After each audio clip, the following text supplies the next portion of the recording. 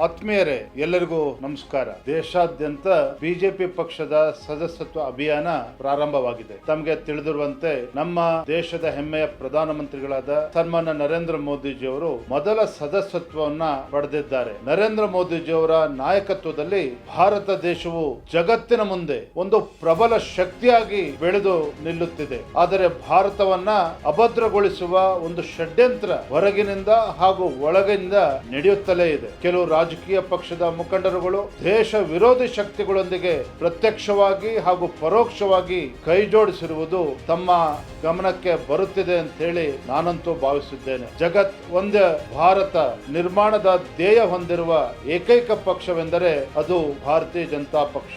ಆದುದರಿಂದ ರಾಷ್ಟ್ರೀಯತೆಯ ವಿಚಾರಧಾರೆಯ ಬಿಜೆಪಿ ಪಕ್ಷದ ಸದಸ್ಯರಾಗಲು ತಾವು ಈ ಕೆಳಗಿನ ನಂಬರ್ ಅಥವಾ ಲಿಂಕ್ ಅನ್ನು ಬಳಸಿ ಸದಸ್ಯರಾಗಬೇಕೆಂದು ತಮ್ಮಲ್ಲಿ ವಿನಂತಿಸುತ್ತೇನೆ. ನಮಸ್ಕಾರ.